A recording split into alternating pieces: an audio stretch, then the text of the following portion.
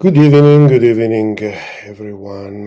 Let's give some time for the people to connect. Let's see how many people are online. 28. Well, for something that is totally and utterly improvised is there are already 6 likes, which is 7 likes. So good. Thank you for the trust. So this is completely improvised in the sense that I wasn't planning to do anything like this, and later on I will explain why. But the recent events that happened in the context of the Russia, Russia, Russia, Russia, Russia, the war in Ukraine have pretty much forced me to just have a few discussions. Now, this happened just few hours ago, so we don't have certain information yet. Just for a quick recap, but I believe that if you are here, you probably already have heard what has happened. Ukrainian have attacked 5 air bases in Russian territory, including one nearby Irkutsk, so way east in Siberia, and another in the Far East, in the Russian Far East. So it's been an attack that went deep into Russia. Apparently, this operation was named Operation Web, and it was executed in a very original way. They used trucks with containers, and within these containers there were drones, and they had a way of controlling them. And these drones actually took off from these lorries, from these containers that were actually parked not far from the air bases. By the way, it seems by drivers that were totally unaware of what they were transporting. I don't want to be in their shoes, honestly, but anyway, they seem to be totally unaware of what they were what they were carrying. These drones took off from the containers and went on to hit these air bases. Now, the Ukrainians declare that they have destroyed 40 Russian aircraft, most of them bombers. We have videos, and the only video that we have is actually a video of 295 exploding, and it's probably worth reviewing with a little bit of detail because it seems quite strange. For example, from the video, which is admittedly raw, very low resolution, you don't see the drones, any other drones actually hitting the aircraft, and they explode with such a violence that probably the 295s needed were actually full of fuel, so they were parked completely fueled on the apron. So it and this was the Russians say that of the 5 bases that have been attacked, there were no or minor damages in 3 cases, but 2 bases have been hit hard. Some of the reports, which we have no way of checking, speak about 295s, 222s, potentially an A50, and potentially to 160.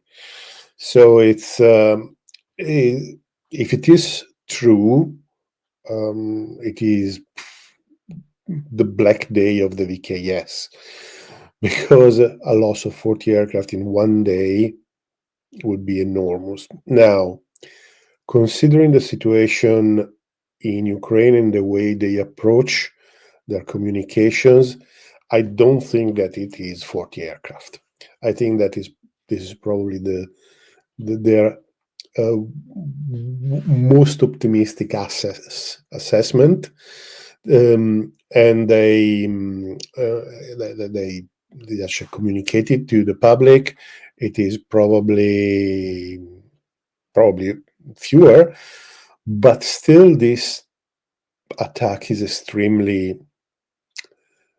relevant, because I mean, in the overall situation of the conflict, is probably not going to have a decisive impact. I mean, those two 95s were important to launch cruise missiles, so there may be an impact from that point of view, but this is definitely not changing the direction that the conflict is headed to. This is not reversing the Russian advantages. On the flip side, if you allow me political consideration or diplomatic consideration, in a period where at least they're talking, the two sides are talking, even though they are completely on opposite planets, but in the time the two sides are talking, doing this, it's probably the best way to put an end to the negotiations. I hope this is not happening, obviously. I hope that the Ukrainians did not this, counting on the effect of the Russians, and not counting that this was going to stop the negotiations, because that would be terrible. It would be terrible, because you know what I think about this conflict. Whatever way it ends is good, because people stop dying. Anyway, the thing that is interesting, though, is the way this attack was conducted. So this is, I believe that here we are seeing something which is really new from many point of views, that is actually showing a vulnerability of our societies that are so enmeshed, so immersed into technology, that we can use this kind of commoditized low-cost technology in unconventional ways to do a deep strike, basically.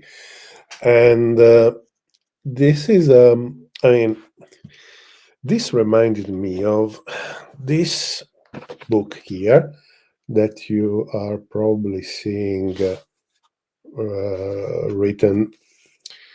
You're probably seeing on the wrong side. You probably see reversed, but it's titled "Wake Up America: Unrestricted Warfare," and it is a book of 2004, I think. 2004 was it, by Qiao Liang and Wang Xiangshui. I mean, these are two Chinese officers. And the central point of this book is that today, because we live in a society that has this high level of technology density, we can use everything as a form of war. I mean, the societies of the past, the antiquity, the Middle Ages, even the early modern age, are mostly vulnerable to force. You had to apply force to force your opponent to do what you wanted. The thesis of the central point of this book is that today, with the complexity and the technology and the importance of the communication and the communication and the let's say the influence of the public opinion of all governments. Even dictatorship cannot survive without consent. Okay, so it's not just democracy, republic. No, even dictatorships cannot survive without consent. So the public opinion, even a dictatorship, is important. No? So this fact that is something relatively new means that rather than using simply force, and war has been the application of force, it's been the means of war have been application of force so far, you can wage war in many different areas. You can do economically, or you can do with actions like the one we have seen, that is a clever use of relatively low cost and commoditized technology to do some operations. And I believe that this that we have seen is probably the first of similar situations, similar initiatives that are going to happen in the future. I mean, my thinking while I was reading this was that probably the Chinese are doing this already in the United States, and probably the United States are trying to do the same in China. So I think that the importance of what we have just seen goes well beyond the actual events. I mean, it's important. It's probably one of the most important successes that Ukraine had in this war, if it has the proportions that it seems to have.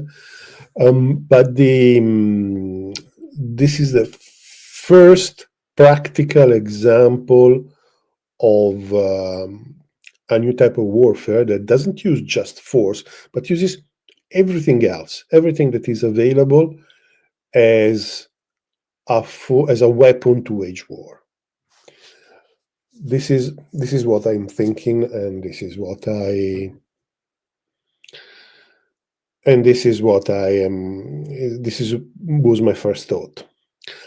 I suspect you may wanted to learn more direct news, but as I said, it is very early. I am planning to go back to the Ukrainian conflict to cover the effect of the drones, because a lot of news have emerged recently about the characteristics of the drone war in Ukraine, and I believe they are very important and very interesting to cover. But obviously, this was huge. There's no denying that this was huge, and kudos to the Ukrainian for doing like this.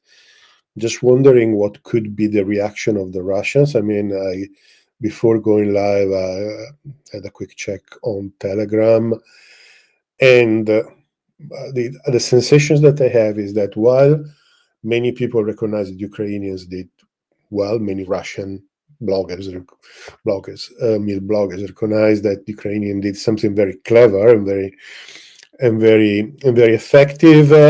Are totally enraged. They are furious because the VKS was unprepared for an attack like this, which, to be honest, wasn't at all unpredictable, in the sense you may not expect to have these small drones coming from a container park nearby, but drones have gone a long way into Russia, so you would expect to have some defenses, either active or passive, available.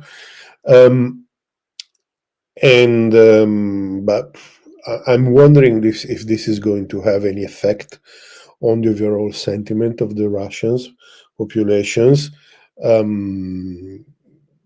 I've heard some commentators saying This is probably going to make the war make the Russian public opinion more aware of the war and the risks of the war, and so maybe they will become averse.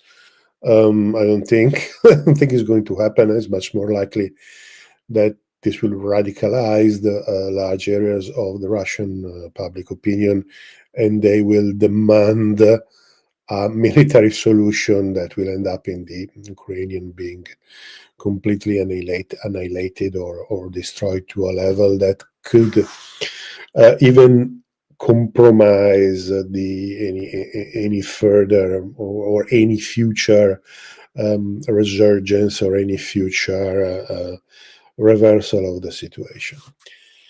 So that's more or less what I wanted to say about this. I'm taking this opportunity just to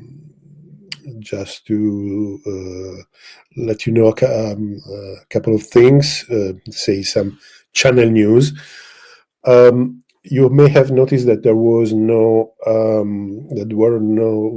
video this week because yeah, I didn't materially have time, in the sense that I am in the process of moving back from the UK after 13 years back to Italy for personal reasons, for family reasons.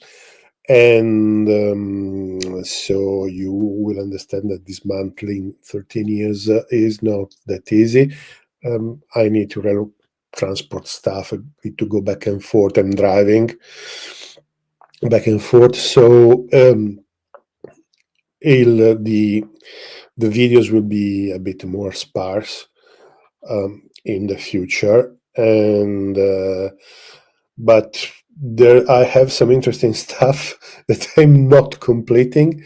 So just to give you a very quick short preview, this is normally what I don't do this normally publicly. This is the kind of information that normally is reserved to the patrons or the channel members, because I keep them informed of what is going on behind the scenes, in the backstage, let's say. And so there are 3 subjects that are actually 4, not 3, 4 subjects that will come up in the future if no let's say chronicle events, if the chronicle of the day-to-day events is not forcing me to divert my attention, which has happened quite a lot lately. But anyway, so I am planning an update of the Su-57 about the Su-57 M1, because there's something to say. There's always something to say about the Su-57, but obviously you just pull together a number of dates and do just one video. I am working on I'm planning another video about the drone warfare in Ukraine, because, as I said, there are new information. There's new information available, and it is extremely interesting. I personally believe that we are seeing an important change of character in the wars that the drone technology and the counter drone technology is creating. So it's worth we already discussed this in the past, but I think we need to go back to this. Then we have new pictures about the J50 and the J36, and we will do one of the analysis where I scribble on the picture to discuss it. And we have some new interesting idea. Should I spoil you? Should I do a spoiler? Should I do no, I don't do any spoiler. You will have to watch the video. And finally, we are going to revisit the Arashnik.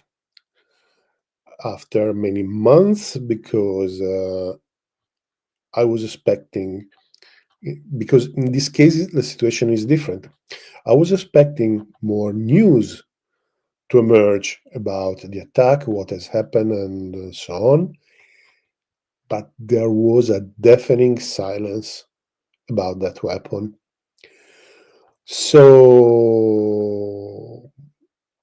so this is the program for the future. Unfortunately, it won't be very dense, as I said, because I will need to to see to the relocation. I will have to. Yeah, I'm basically just relocating, so there's plenty of things to do. Yeah, you know what it is. So okay. So that's basically what I wanted to say. I didn't want to leave these events goodbye without at least having acknowledging that they are important and why they are important. So wow, 485 people uh, watching the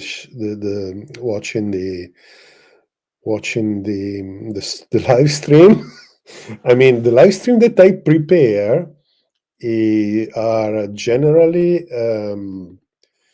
live stream that I actually prepare have fewer people watching them. So that's great. Okay, so while we are here, we can have a chat.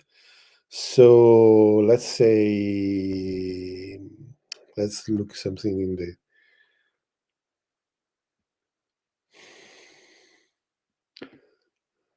We love you, Gas. The Yukis really poke the bear. Yes, that's true.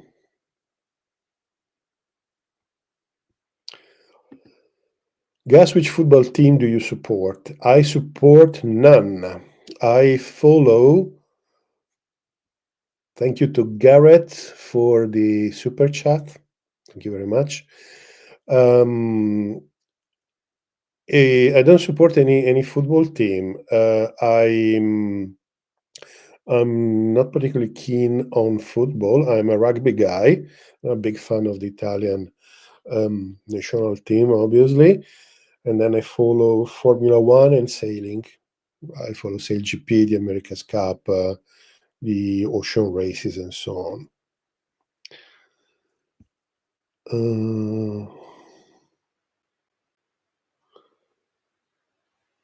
Okay.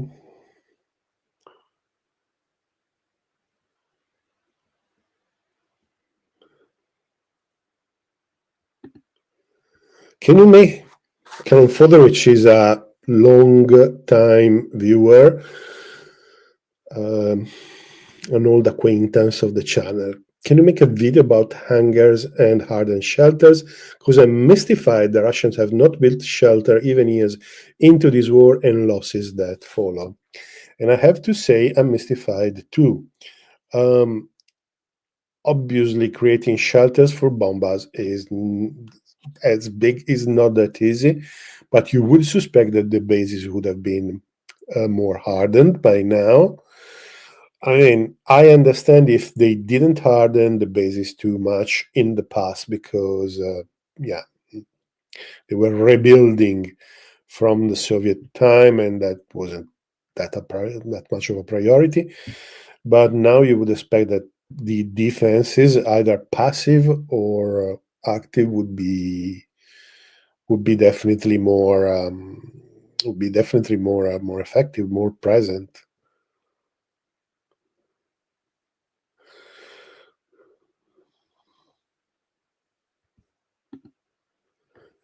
US B-52s are out in the open as well, and many other aircraft. Difference is the United States have two oceans, and it's really difficult to get there. But that was the thing I was saying before. An attack like this is making is probably giving something to think to the United States as well, because this would not be that difficult to pull it off. Even the United States, Chris, thank you for the super chat. So yeah, that's very interesting.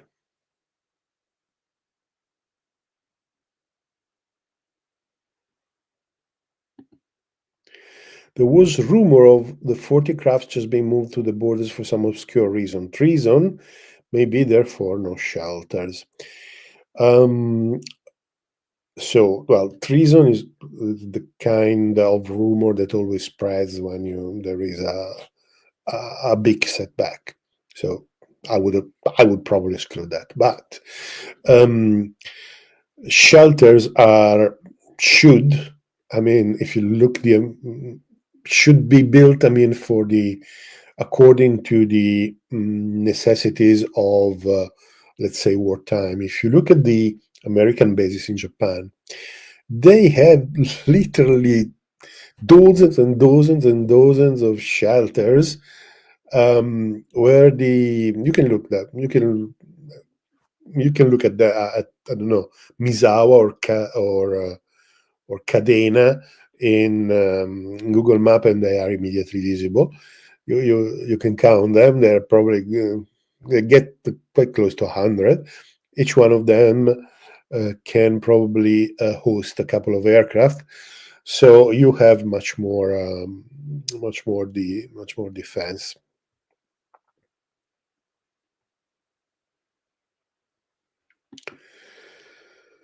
It's very easy to recruit agents in a hostile country, just give them enough money. That's true, but in the case of Russia and Ukraine, um, being cousins, close cousins, or brothers, it's even easier.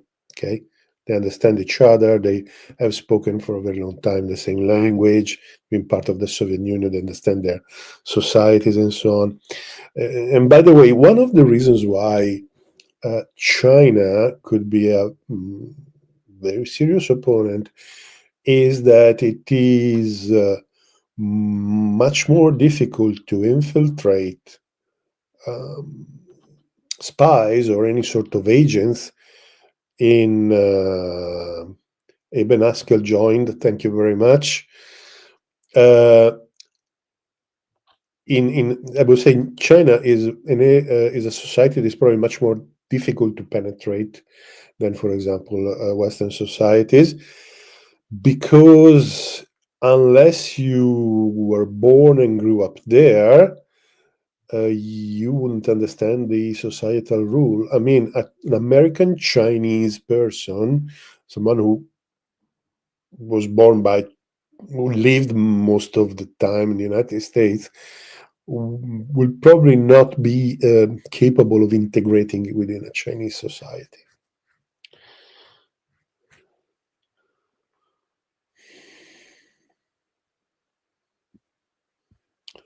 Vediamo un po'.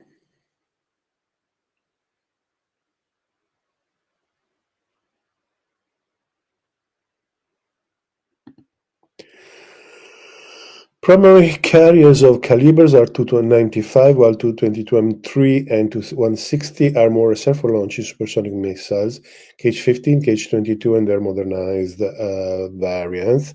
It's true, we have seen 295s with up to 8 KH-11, which is a very respectable payload.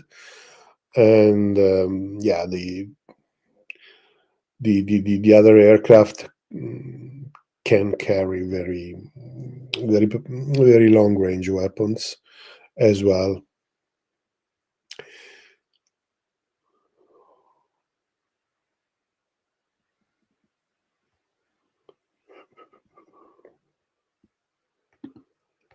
Taiwanese might be able to spy in China, maybe Hong Kong Chinese too. Yes, but it is further complexity, and yeah, it's not that immediate. Okay, it was simpler to infiltrate someone in the old Soviet Union, even because the old Soviet Union was a melting pot of different cultures, different people. So seeing someone from that didn't seem ethnically Russian wasn't that particularly difficult. there is that famous joke of the CIA agent that spends years and years and years to study Russians, to learn to speak the language with no accent, to study the culture, to become capable of completely blending into the Russian society, and when one day infiltrate him, uh, the first person he meets is a babushka that starts crying, start shouting, "Spy, spy, spy! Police, police! We have a spy." The reason why he was a black guy. Sorry, I won't tell any more jokes. Sorry.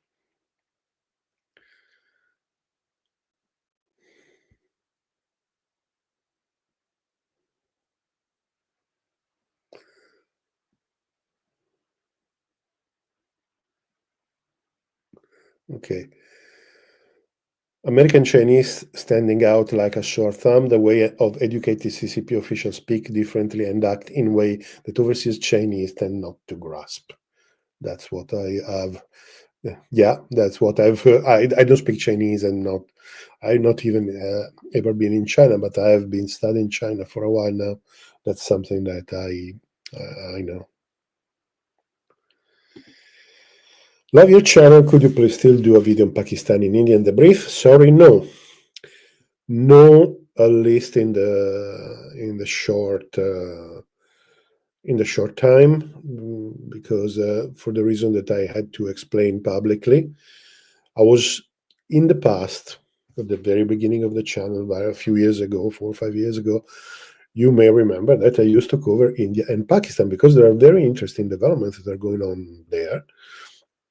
And but then I sort of gave up, exactly for the same reasons that have become very clear when I did a video about the Operation Sando, because the debate, let's call it like this, the debate is horribly uncivilized. I was hoping I was thinking about that while I was doing the video. I was hoping that was not going to happen, but it happened anyway. So at least not for the moment. Maybe in a different context, but not as a coverage of the actual situation.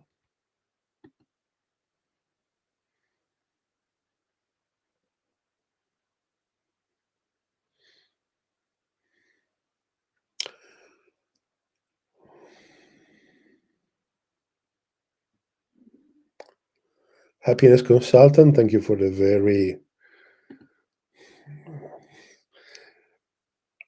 okay. Thank you for the super chat. Trust me, you are overvaluing me.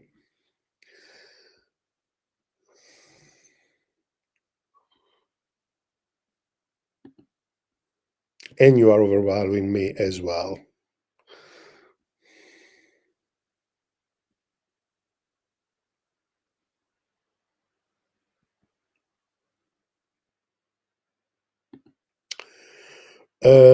That's a bit an exaggeration. So NATO cannot cope that it is being beaten by Russia's spare parts SMO army.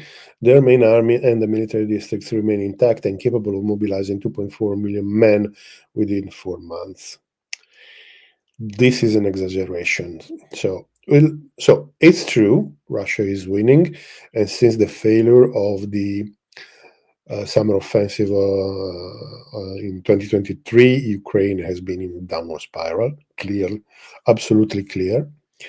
And despite all the support that they got from the West, they couldn't reverse the course of the general direction, the momentum of the war. Having said that, it is not true that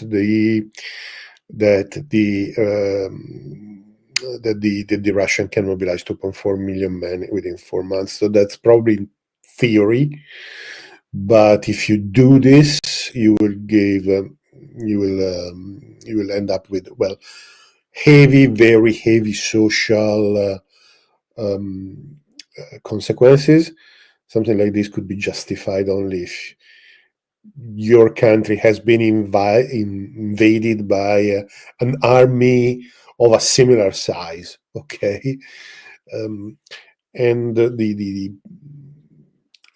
mobilization in the current consider the current situation in Russia, where there is a very shortage of workers, of manpower.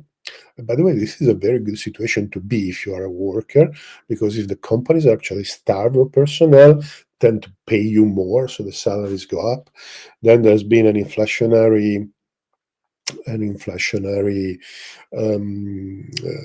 inflationary flame out in Russia. The inflation has become quite high because, but it's I mean, it's only the consequence of the kind.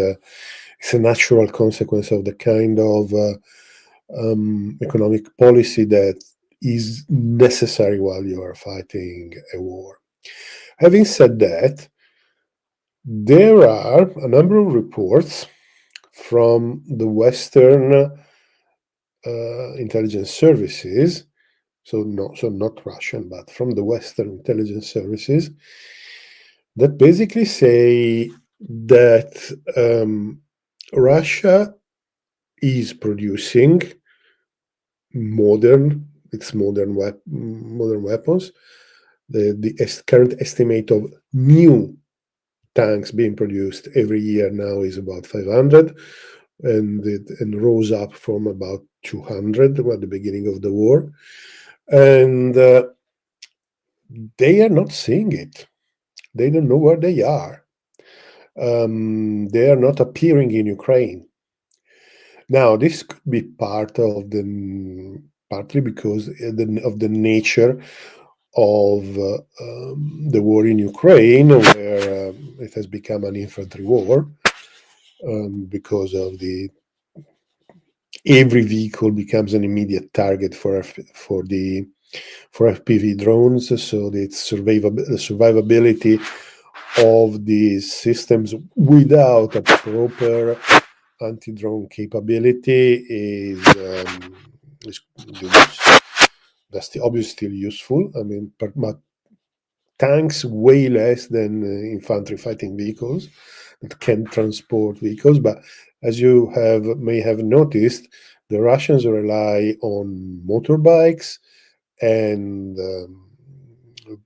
small vehicles, small ATVs, in way more than infantry fighting vehicles, because they offer a smaller target, a smaller paying target, and they're faster, so they are a more difficult target for the FPV drones. Um, Australia has just sent I think 60 or 70, or is sending 60 or 70 Abrams to Ukraine, but think they will be not particularly useful, to be honest.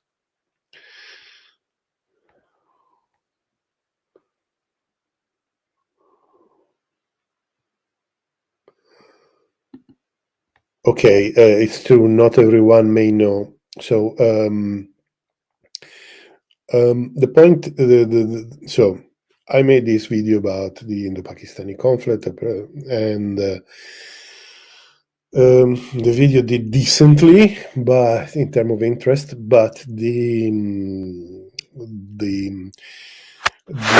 comments became a cesspit, in the sense I had to delete an inordinate amount of comments, literally hundreds of comments, because they were not worthy of a civilized debate or in a civilized conversation. And in some, they were, I don't want to say anything like that. I'm just telling you that is not something that you would allow anywhere, wouldn't be acceptable anywhere. Probably if they were in person, they would have started a brawl, or they would, I I don't know. So YouTube has a mechanism to filter this kind of a very uh, indecent, completely outrageous comments, and YouTube kills some of them. Then, for those that YouTube is not sure, because obviously it's an algorithm, so it's not 100%, no, it's not 100% reliable. I have the possibility. I have a screen in the back end where I can moderate the comments. I generally do not delete anything. I leave. I leave everyone talking because I believe in freedom of speech, and if I can, with my work, generate a debate, I'm 100% happy. Problem was, I only delete normally either personal attacks or profanities or excessive profanities, but otherwise I leave everyone. In this case, I had to delete. I had to delete hundreds of comments because they were literally horrible, literally horrible. And by the way, on my Discord channel, my Discord channel, I actually opened a channel dedicated to that situation, and yeah, I had to freeze it because it was becoming the same thing. So, and I had to ban 2 or 3 people because they were just to teach everybody, to teach the others a lesson. But anyway, so yeah, it's that's the face of the internet that I don't like. Utitz, thank you very much for your donation. Have you confirmed 40 planes, or is this Ukrainian claims? It is Ukrainian claims. In the videos that I've seen, you see 4. Okay, you see no more than 4.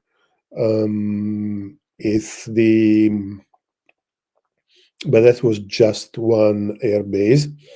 The Russians say that the 2 air bases suffered damage, so probably there's more. 40 is probably exaggerated.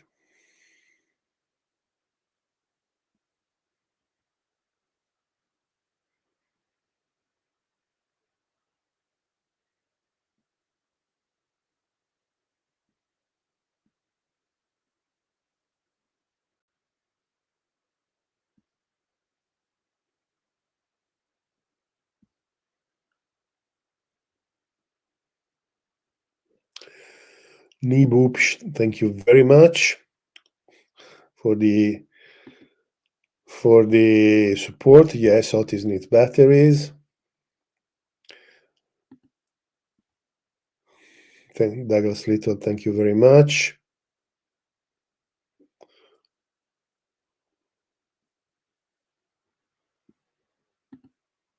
Have no clue what the difference between SMO and WAR. I suppose here you are referring to the fact that the Russians are very clear to, always very careful to specify that what is going on is not a war, because there was no war declaration. So this is a military operation to achieve means different from the war. That's correct. And since it is not a war, but just a military operations, the Russians can't mobilize, or better, mobilization would not, it's not that they can't, but mobilization would not be justified, and a number of other measures will not be justified. For example, passing to a full war economy, which is not the case in Russia. The military industry is obviously growing very fast, very quickly, because there's been a large investments on that industry, but that's the thing. Can you do an explanation of J50's wingtips? So for those who don't know or who have been living under a rock, the J50 is one of these new potentially 6th generation aircraft that China has flown, and we have seen for the first time in December 2024. And the J-50 in particular has the wingtips entirely mobile. And you would think that they are sort of, well, wingtip aileron that they have chosen because they made, both, I don't know, some aerodynamic studies. But if you look at the aircraft in flight, they move a lot, in the sense the angle of incidence, the variation of the angle of incidence of the wingtip is very high. So they get 20, 30 degrees angle of incidence, either positive or negative. They move very quickly. You can see that they flap around while the aircraft flies, and very quickly. And they don't move in the same way you would expect ailerons to move. They move in a way that seems totally unrelated with the maneuver that the aircraft is doing. Do I have an explanation why they have chosen this solution? No. I think this is the most intriguing mystery. Okay, let's call this mystery. The most intriguing question, technical question that we have in aerospace today. Why the hell the Chinese did do that? As I said in the video, to do something so unconventional, they must be damn sure that what they did has advantages. And that is very difficult to reverse engineer their thinking and their idea, because, well, we've never seen anything like that. I managed to find a couple of examples of pretty obscure designs that had this kind of swiveling wingtips, but they never materialized pretty much. So no, I don't have an explanation, unfortunately. And I'm not saying that it's keeping me up at night, but that's something that I find myself thinking about it quite often.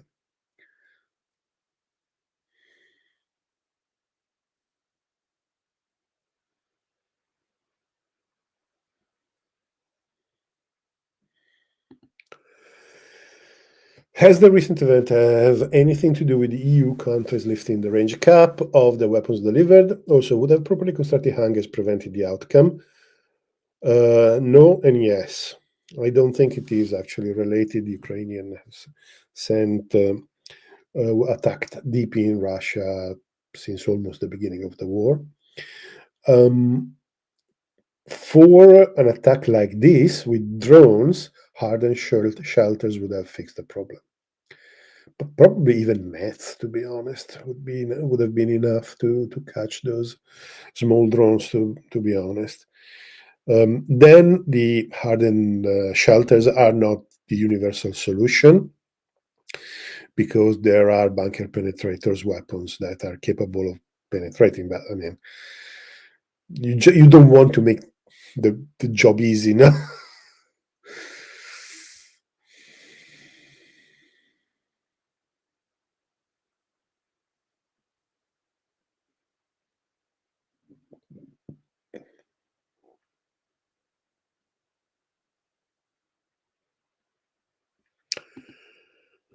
Hi Darko, this is another old acquaintance of the channel, an important supporter that supported me since the beginning, while I was um, questioning the very fact that I could be able to do this. So, hope everything is well. My respect to the family.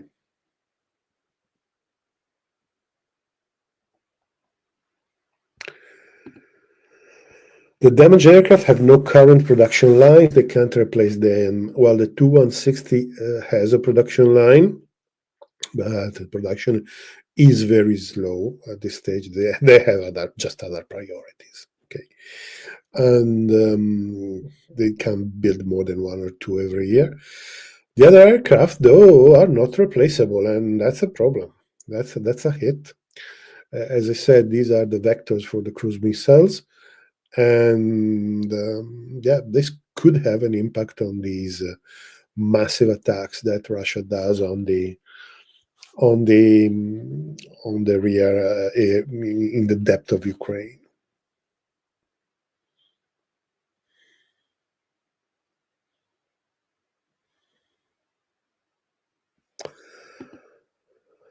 What will be the responses of Russians at the recent attack at their airport, which has done massive blow? So I don't think they will answer in a hurry. They won't be in a hurry. They are always very considerate in their actions. Yeah, because they made a big mistake at the beginning. They, I am sure they don't want to repeat any mistake. Um, it's difficult. It's difficult to say. So, for there is a category of targets that so far has been off limits, which is government buildings. In Kiev has been attacked several times, many times with collateral damage, unfortunately. Um, but apart attacking, I think once the Hezbollah headquarters, the headquarters of the Ukrainian intelligence service, no other government target has been hit. So that could be a possible escalation. Another possibility is if they have built fewer Reshnik, they might want to use them again. But again, it is difficult to understand which target could be.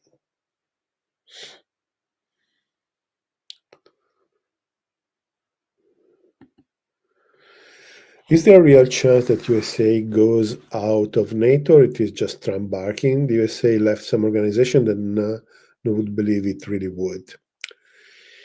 Yes, you're right. So I think that the question is Trump and the MAGA going to last? Because I have the sensation that in Europe, the idea is that, okay, we just need to wait 4 years and then everything will go back to normal. That's the idea that have the Europeans that don't agree with the lines that Trump is taking. The key point is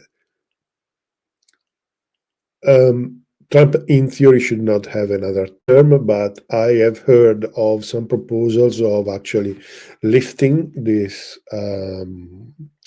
limitation to 2 mandates for the US president, moving it up to 3 or 4 to allow for Trump to say, obviously, this is something that needs to go through the Congress, so it's not something that Trump can decide by himself. But I mean, it's probably something that they are pushing.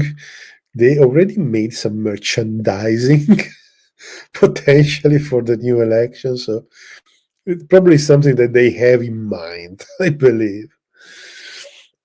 So if Trump or the MAGA, so a Trump successor, no, that continues the same policies, can endure for a few years, then it is possible that such a momentous move like going out of NATO might happen. I'm not entirely sure that they really want this, but this is something that might happen. In just 4 years, probably is not going to happen.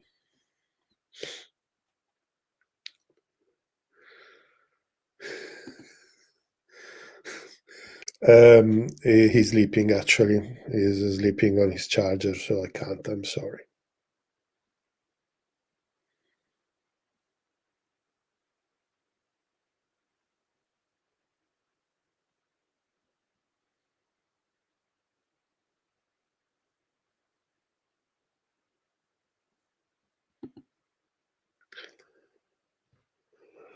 Love your thoughts on Lavrov saying it's time to restart the Russia-India-China RIC bloc, especially with US-India relations having hit an all-time low.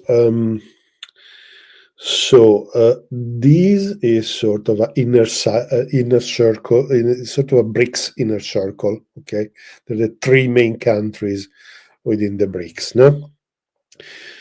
And obviously, since Russia and China have not an enemy but an opponent in common, it's only natural. I mean, India and China started speaking again about their frontier issues, which is very good. And so I think that actually these three countries forming some sort of a strict cooperation, strict alignment is definitely possible.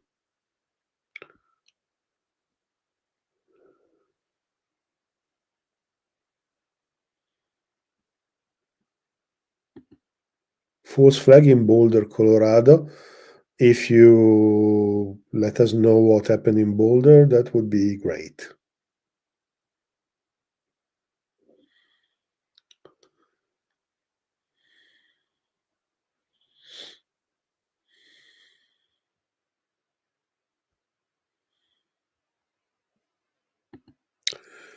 Do you think that any FPV related technology that we see in UA/RU will be relevant in future battlefield, say 5 years from now, or will the countermeasure will be a commodity by then?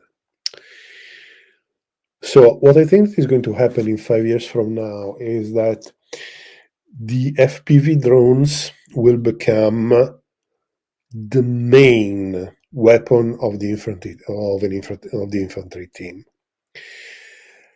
Um, just to make an historical example, you probably have in mind all those pictures of the German soldiers during World War II. Know that they had all these ammunition belts all draped all around them, and everybody were bringing a lot of ammunition belts.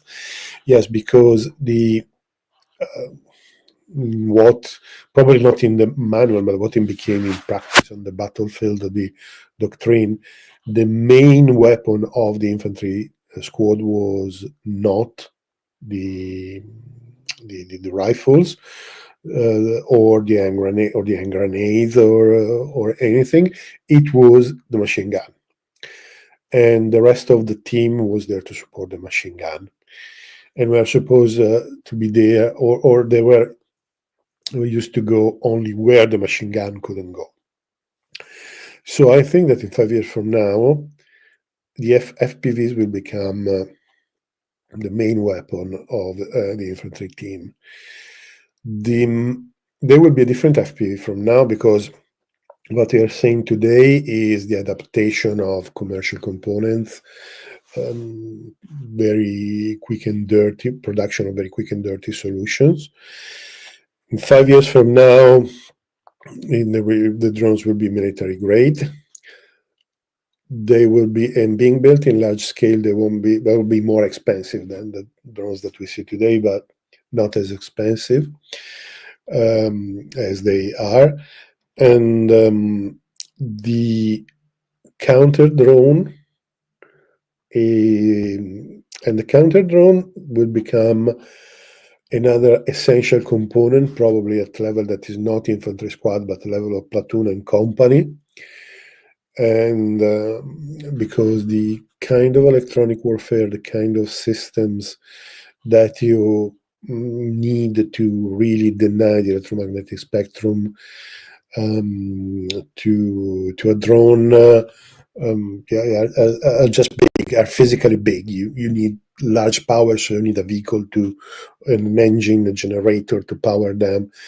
All those small systems that you see, the backpacks, rather than the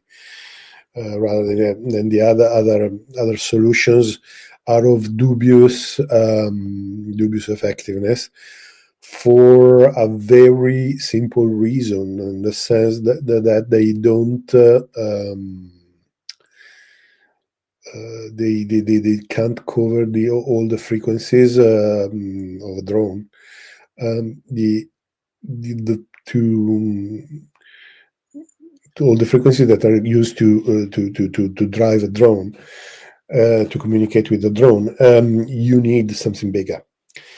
So we'll end up with with infantry teams that will be exactly that. And then there will be smaller teams specialized in actual infantry combat.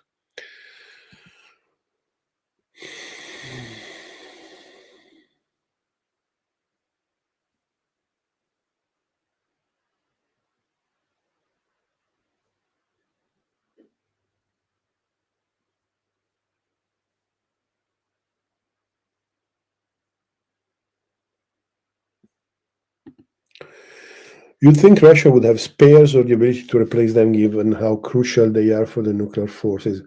Um, no, so we said before there's no production ongoing. Maybe, I honestly don't know, but maybe they have some old airframes that could be restored in flight conditions.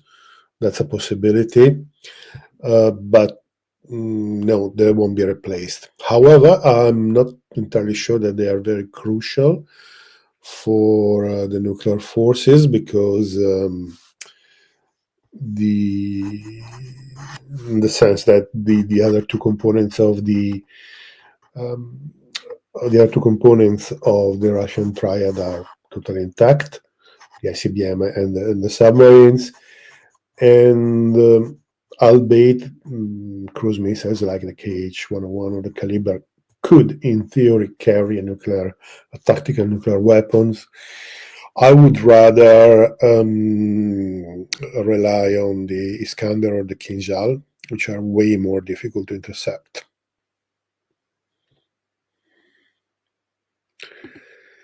Taiwan should be really worried about a similar attack. Indeed, they should.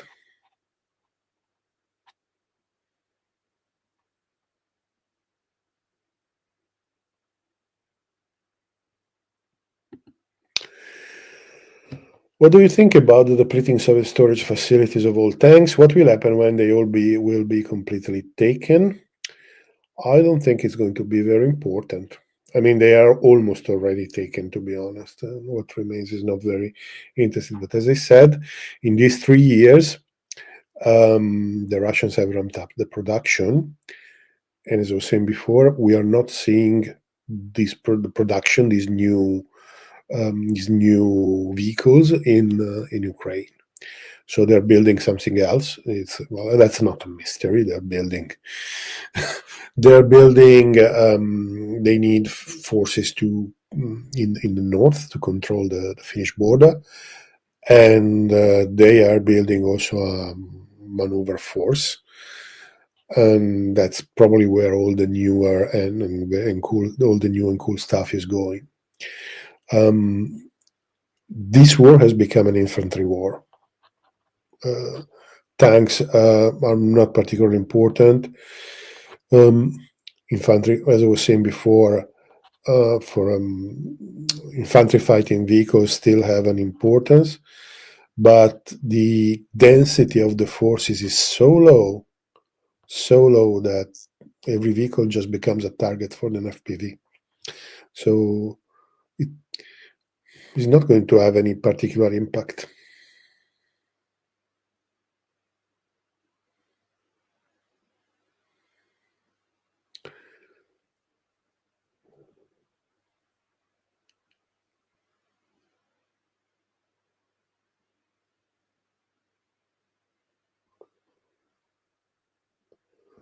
Double helix. The planes are parked in the open because of the START treaty. Yeah, that's true. I didn't think of it, but that's 100% possible. Still, you would expect to have some form of defense. Maybe not a hardened shelter. Anyway, it's difficult to put a bomb in a hardened shelter, but having constant people with a machine gun in the area just scanning around for drones, that would be a good idea.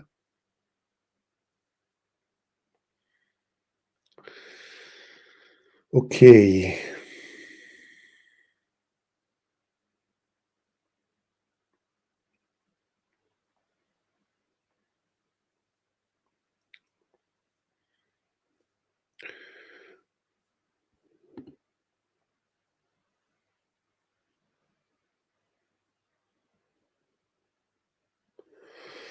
Okay.